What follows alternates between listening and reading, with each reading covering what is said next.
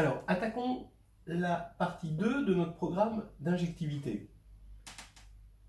Alors, maintenant, je vous le rappelle, on a trouvé ce qu'on appelle le type de la matrice et on l'a caractérisé à partir du sous-espace F grâce à ces petits sauts de dimension. Donc maintenant, ce type, on l'a. Et comme on a le type, on a le complémentaire du type. Donc ici, par exemple, le type, ce serait dans l'exemple courant, c'est 2, 3, 5, et le complémentaire, c'est 1, 4, 6. Voilà.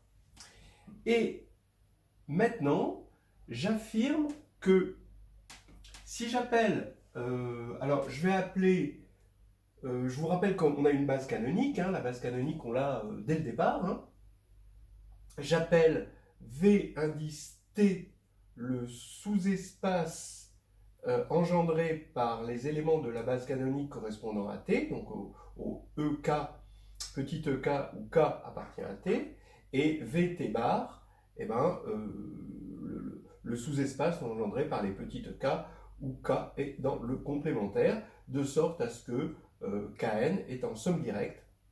D'accord? Vous avez Kn qui est en somme directe de Vt plus Vt bar. D'accord? Alors, je suis en train d'affirmer que Kn est aussi en somme directe de F et Vt bar.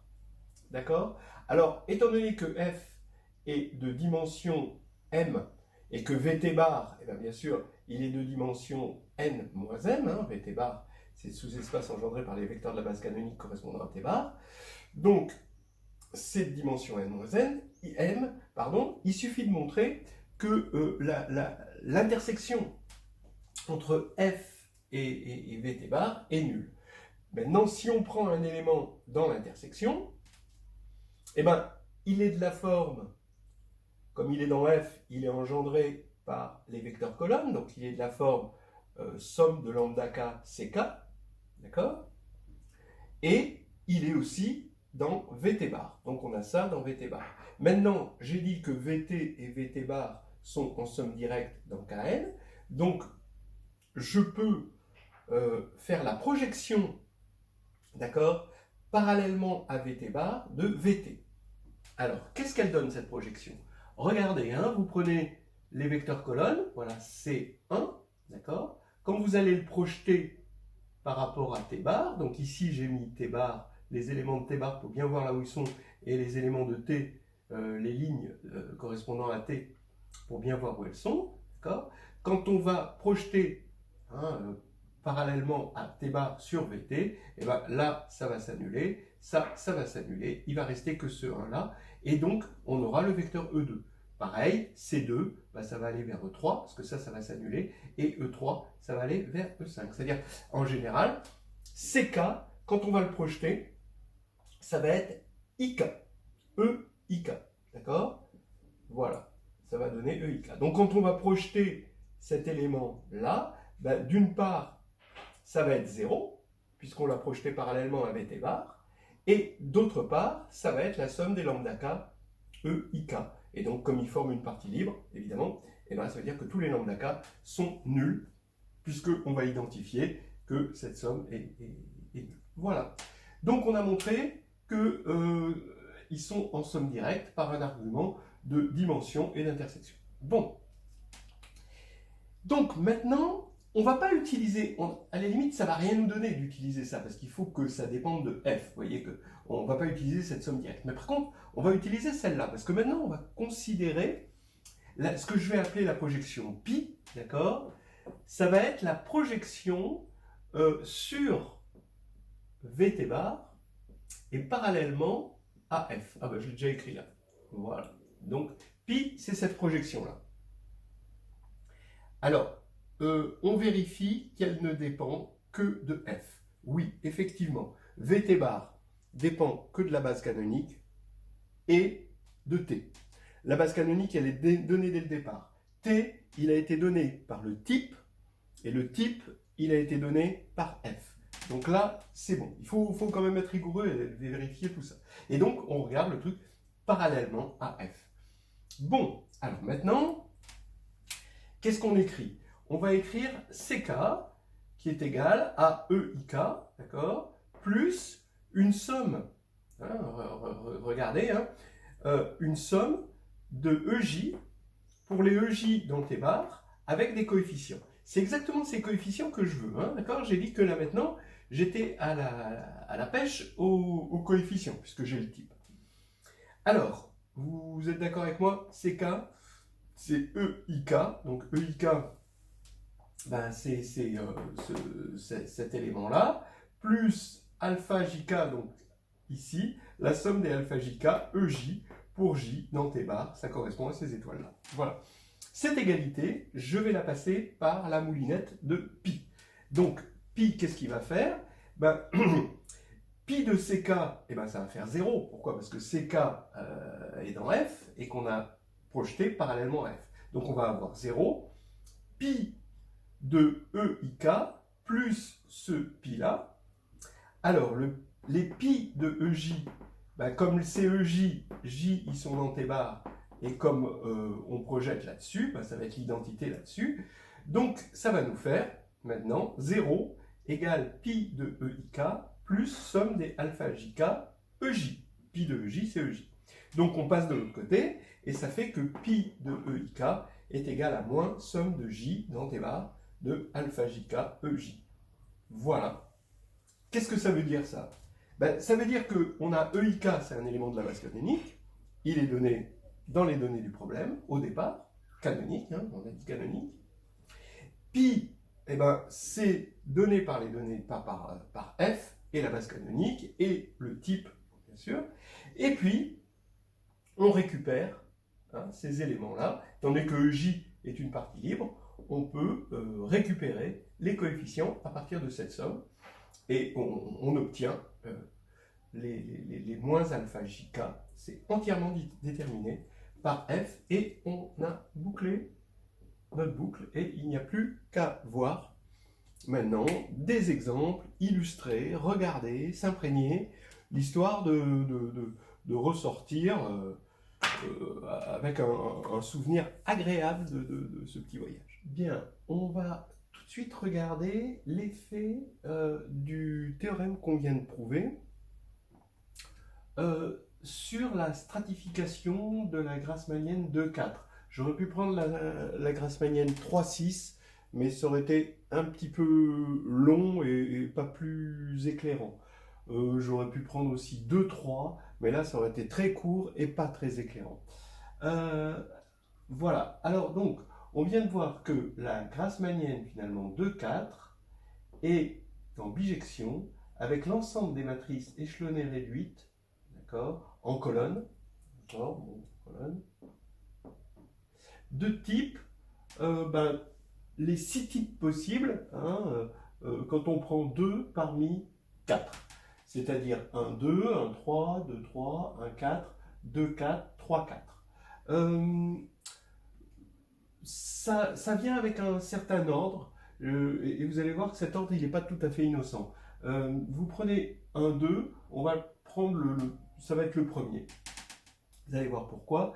1, 3 ensuite, et puis ensuite, vous voyez, parce que ici, 1, il ne pouvait pas devenir 2, hein, d'accord, parce qu'il y a 2 là, mais 2 peut devenir 3 ici. 1, 3, là je descends, à chaque fois j'incrémente de 1 un élément, hein, d'accord. Donc ici j'ai soit 2, 3, et là 1, 4. Là, 2, il ne peut pas devenir 3, parce que 3 c'est déjà pris, mais 3 peut devenir 4, ici, et là, 4, ça y est, c'est bloqué, il n'y a plus rien. Donc, par contre, 1 peut devenir 2, mais ça donne le même élément. Et de 2, 4, je vais à 3, 4. Donc, je retrouve mes 6 types possibles pour la Grassmannienne, et avec un certain ordre logique. Hein. Donc, vous pouvez faire ça pour la Grassmannienne 3,6 si vous voulez, hein, mais ça va être plus long, hein, parce que pour la Grassmannienne 3,6, vous allez en avoir 20 de types possibles, c'est-à-dire 3 parmi 6.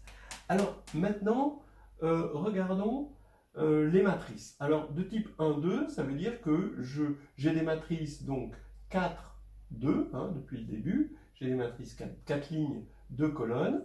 Et le type va me dire où je vais mettre les 1 et les 0 et où je vais mettre les scalaires libres.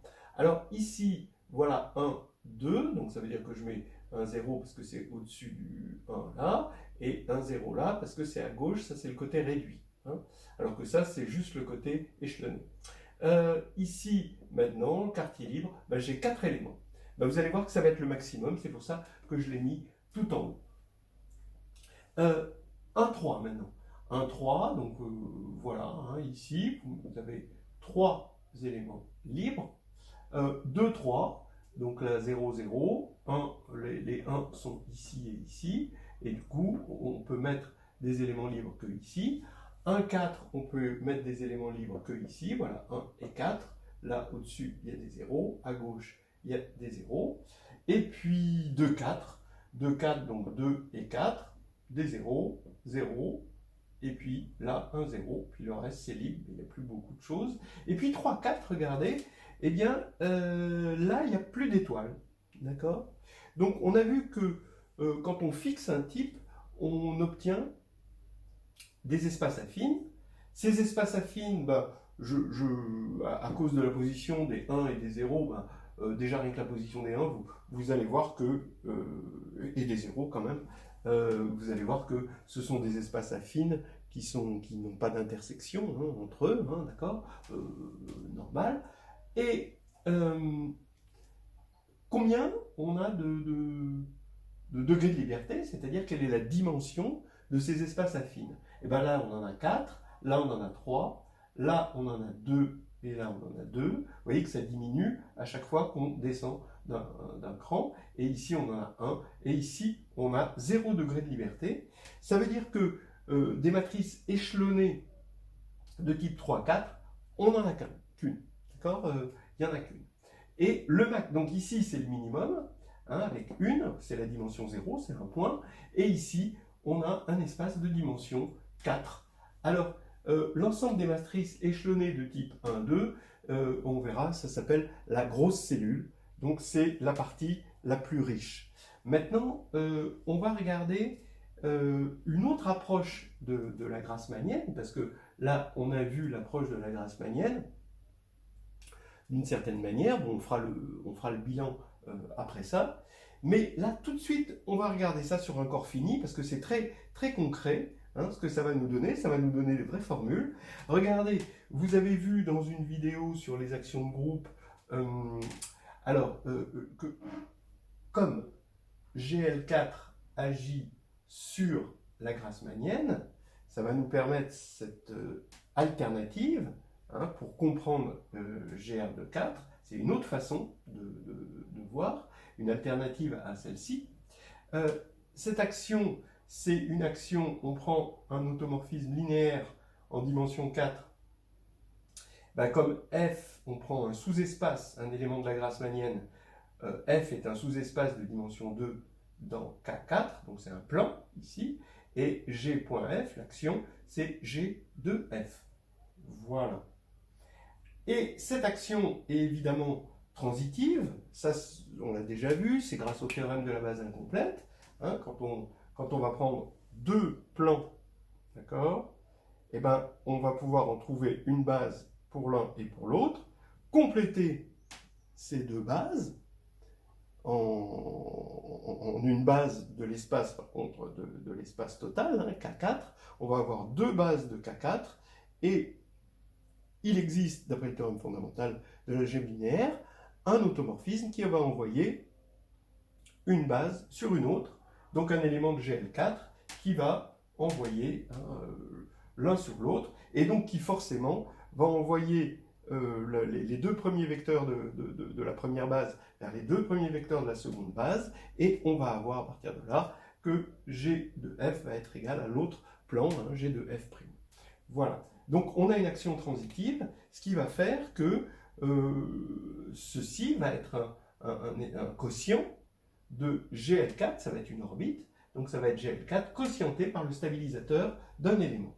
Alors on prend le plan engendré par E1, E2, c'est le plus simple, et on voit que le stabilisateur, il est de cette forme-là. Comme on doit stabiliser, eh ben, on doit avoir des zéros ici. Comme ici on a une matrice triangulaire, ben forcément, comme on était dans GL4, ça doit être inversible, inversible. Et ici, on a quartier libre. Donc on a GL2 là, GL2 là, et M2, c'est-à-dire des matrices carrées de 2. Donc maintenant, regardons quel est le cardinal de la grassmannienne GR de 4. Eh bien, c'est le cardinal de GL4, donc c'est le nombre de bases qu'on sait calculer, Q4-1, Q4-Q, Q4-Q2, Q4-Q3, voilà, on fait le produit, divisé par le cardinal du stabilisateur, donc ça c'est le cardinal de GL2 au carré, donc Q2-1 au carré, Q2-Q au carré, et puis le cardinal, comme on a 4 emplacements possibles, hein, et comme on est en... quand même que je le rappelle, le cardinal de K c'est Q, et bien on a Q4 possibilités pour des matrices de 2. Donc vous voyez que ça fait une fraction rationnelle de degrés 4 et 4 et 4 et 4, ça fait 16. 16 moins 4 et 4 et 4, 12, ça fait une fraction rationnelle de degré 4. Mais notre approche ici nous dit plus, nous dit que c'est polynomial en fait. Regardez, puisque on a des sous-espaces affines disjoints, donc le cardinal ici de la grassmannienne, on peut voir que c'est la somme de tous les cardinaux qu'on a obtenus. Donc en type 1, 2, bah, le cardinal, on a Q possibilités ici, Q possibilités ici, ici, donc ça fait Q puissance 4 possibilités. Donc je mets mon Q puissance 4. Ici, je vais mettre mon Q puissance 3. Là, j'ai 2 Q puissance 2. D'accord ? Ici, je vais avoir juste Q plus 1. Donc voilà, c'est une formule que vous pouvez vérifier d'ailleurs, hein, et ça donne des tas de jolies formules. Et donc, on voit un phénomène général, c'est que ici, donc, on va avoir ça qui va représenter la grosse cellule, et ici, c'est la cellule singleton, hein, c'est juste un élément. Voilà, on va faire maintenant un petit peu le point. Il faut bien comprendre qu'il y a ces deux extrêmes hein, dans les cellules de la grassmannienne. Ce que j'appelle cellule, hein, pour l'instant, ça a pas ça aura un jour une signification topologique, mais pour l'instant, c'est juste une décomposition en sous-espaces affines qui sont disjoints. Voilà.